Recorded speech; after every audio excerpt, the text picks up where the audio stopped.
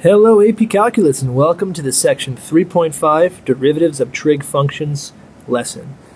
First of all, we're going to get started with the derivative trig functions. I'm going to go ahead and give them all to you up front. So we're going to actually have a chance to prove just about every one of them momentarily. But for now, why don't you go ahead and pause the video and take note of all the trig functions. One thing that I think is especially interesting is the derivative of any function that has a co. The derivative of any function that has a co is actually a negative result. So that's something that kind of helps me remember which ones are positive and which ones are negative. So if you take the derivative of any function with a co, the resulting function is negative. So go ahead and pause and write them all down.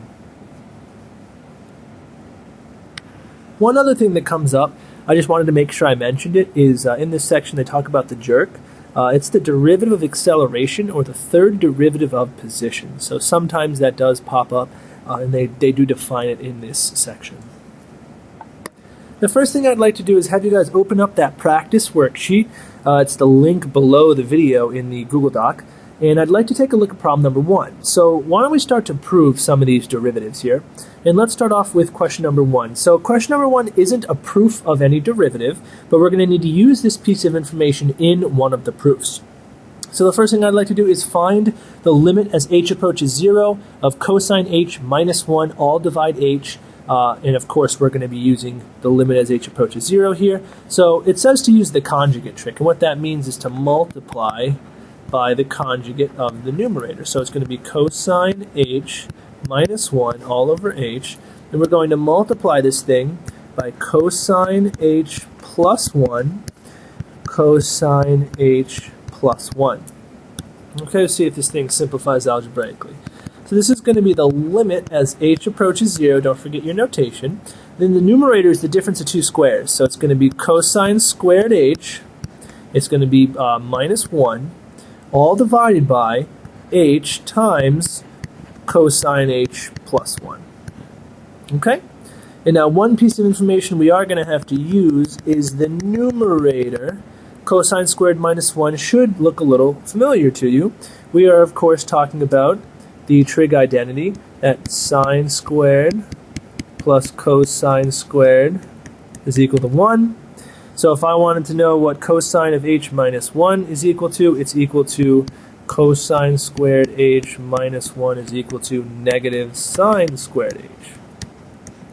Okay, just kind of fit on the side there. So I'm going to go ahead and replace the numerator with a negative sine squared h. Okay, so let's go ahead and do that. So now we're going to do the limit as h approaches 0 of negative sine squared h, all divided by the stuff on the bottom. And now I can actually flip these things, or not flip, but what I mean to say is split these things into two separate pieces because I have one single term on the numerator. And so it's going to look a little something like this. The limit as h approaches 0 of negative sine h over h, and then it's going to be times sine h over cosine h plus 1. Alright, and the left one should look really familiar. Well, check this out. Suppose I just borrow the negative from my left term, put it right over here. Now, I've got myself the old identity that we used to study. The limit as h approaches 0 of, this is a positive sine h. I'm just going to erase it because it looked a little confusing. The sine h over h as h approaches 0 is equal to 1. So the only limit I really need to solve is this one over here on the right. But if I plug 0 in for h, I can just use a direct substitution. Negative sine of 0 is, of course, 0. Divided by anything gives me 0. So this piece is going to be the 1. This piece is going to be the 0. And then I've got my answer of 0. Okay, so what we just did right here was the limit as h approaches 0 of cosine h minus 1 over h is equal to 0. Okay? So we're going to use that moving forward in question number 2. And question number 2 is the big one. What we're going to do is prove that the derivative of sine of x is equal to cosine x based on the information we just solved for in problem number 1. We're going to use the definition of the derivative here, okay? So this is going to be the limit as h approaches 0 of sine x plus h minus sine x, all divide h. And this is just the definition. And if you remember, this right here, another factoid from trig, that sine of x plus h is equal to, let me see if I get this right, sine, cosine, cosine, sine. So it would be sine x cosine h plus cosine x sine h. All right, little identity for you right there.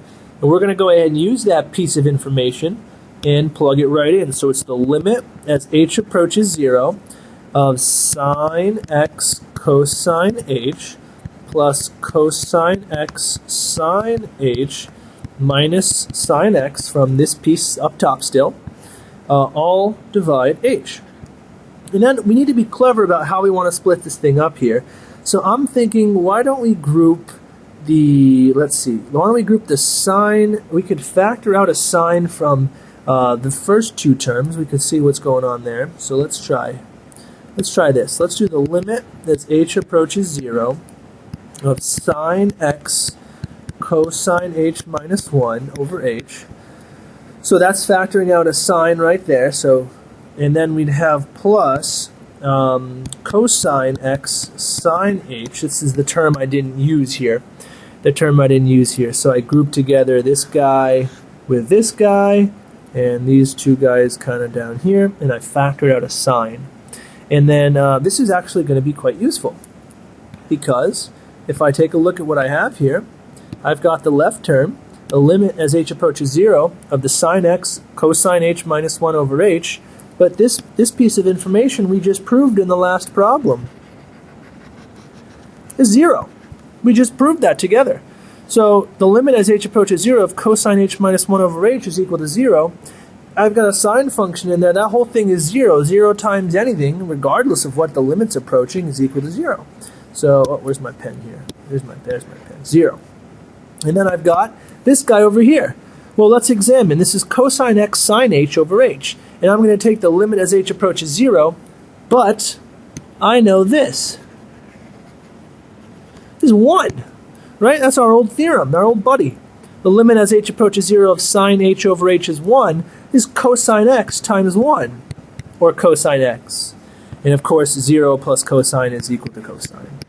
So I just proved using the definition of the derivative and a couple of pieces of information that the derivative of sine is equal to cosine. Okay?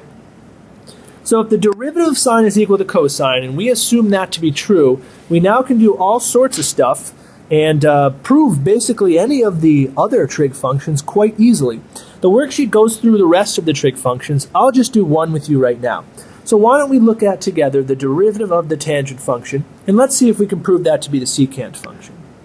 So first of all, let's go ahead and figure out what we know. Well, of course, I know that tangent is equal to sine x over cosine x, right? That's just the definition of tangent. So now what I could do is a little quotient rule.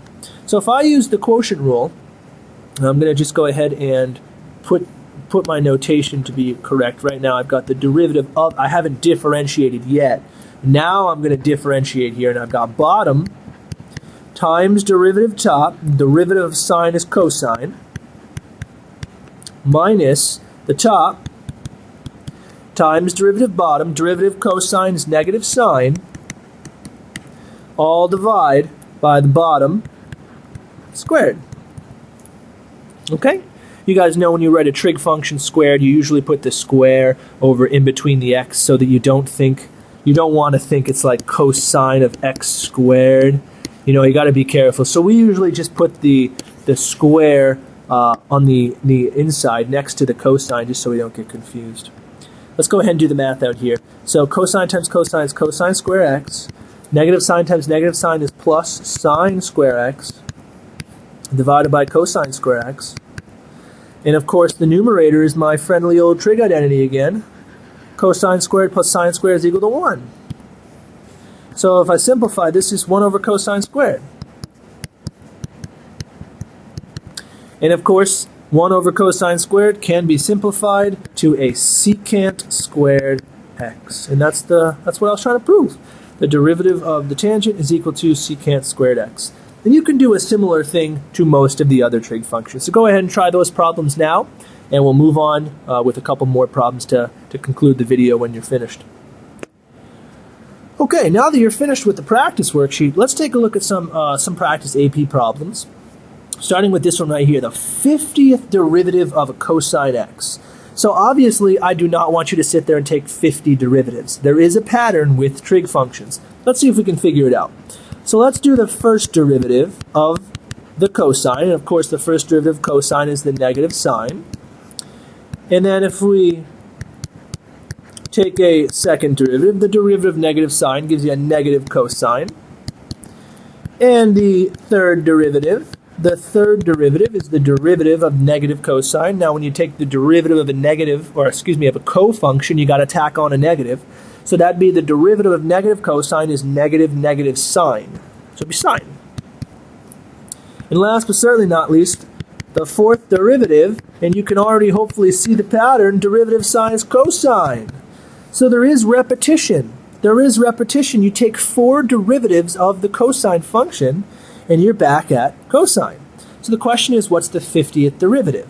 So to answer the question, really you have to ask yourself, how many times can you fit 4 into 50? Well, the answer there would be 12 and a half. I'm going to write it as 12 and 2/4. 12 and 2/4 4s fit into 50. So what's going to happen is the 12 cancel out, because that is going to be the repetition coming full circle, getting you back to cosine. So if I want to find the 50th derivative of cosine, I really only need to find the second derivative of cosine, because the repetition will happen where if I take all 12 of those functions, and I do that exactly 12 repetitions of cosine, they don't matter. What matters is the 2/4 remainder, so the second derivative of cosine is equal to a negative cosine. So therefore, the 50th derivative will also equal negative cosine. Okay, so just kind of keep in mind that once you complete that full circle, you take 4 derivatives, you're back at cosine again, you take another 4, back at cosine again, so on and so forth. So a good problem to kind of practice your trig derivatives. If you're curious, take a look at the other functions. Go ahead and do sine and then tangent and all of them and see if they have repetition in their derivatives. You're going to find that some do and some don't. Okay, let's do another AP practice problem. Let's look at this. It says, at the point of intersection of f of x equals cosine x and g of x equals 1 minus x squared, the tangent lines are blank. So we have to figure out, first of all, these things are intersecting each other, right? It's a point of intersection. So I want to first figure out when cosine x is equal to 1 minus x squared. And it looks like this has to happen at 0, right? 0, because cosine of 0 is 1. 1 minus 0 squared would be 1, so that works out. The y value, of course, we just said is going to be 1. So the point in question here I'm worried about is 0, 1. Let's go ahead and see if we can build the tangent. So obviously we have the point 0, 1. We need the slope. Let's do cosine first. Cosine first. The derivative of cosine is equal to negative sine. And we're going to take this thing at x equals 0, because that's the point I just found. So negative sine at 0 is, of course, 0. Sine of 0 is 0 times negative 1 is still 0. So therefore, the tangent here would be y minus 1 equals 0, x minus 0, or y equals 1. Right? Y equals 1, because this cancels all out, and you got to move the 1 over. Let's do the other one. The other one is 1 minus x squared.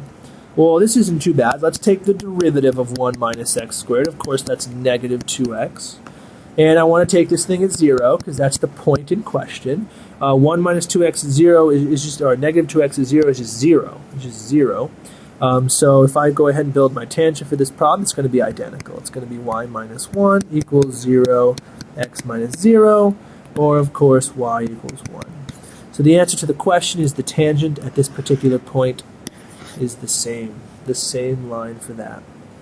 Okay, so hopefully at this point you guys are in pretty good shape with your trig derivatives. There's an extra practice worksheet I'd like you to go do now, and when you finish that worksheet you can start the bookwork. Alright, I hope this video helped.